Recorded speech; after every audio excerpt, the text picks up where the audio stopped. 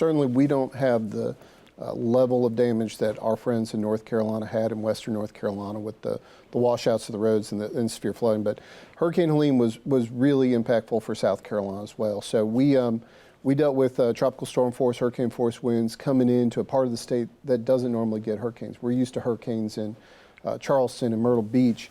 We're not necessarily used to hurricanes in Greenwood and Gaffney.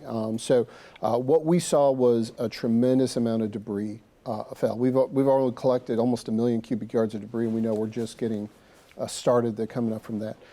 During the peak of the storm, we actually had about half of the power meters out across South Carolina. So a lot of teamwork ended up happening between DOT and our power companies to start restoring electricity. Where our crews could help on cutting, they worked on the lines.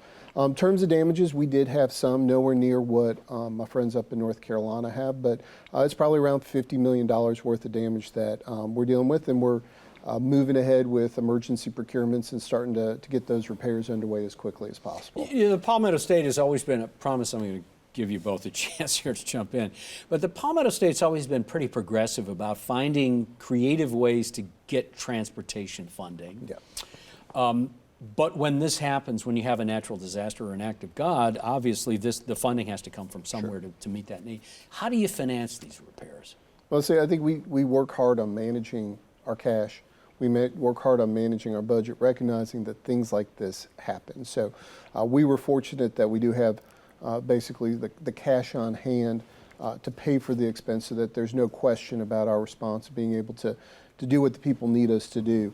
At the end of the day, many of these expenses will get reimbursed by the Federal Highway Administration for a lot of our road damages, and then by the Federal Emergency Management Agency for the debris and other damages we've got. So, but there's a lag. It takes up to a year, 2, 3 years before you start seeing those dollars. So we take a lot of pride in how we've managed our finances so that we're going to be able to float through this experience without necessarily interrupting the rest of our construction program. Did you have to go to the State House to ask for funds? No, we've been able to work within what we already have. So we've been able to work with what we have, and certainly there'll be a dialogue with the General Assembly. I think as the expense related to Helene comes into full view as everybody starts telling their bills, but in the immediate term, we're able to manage through it.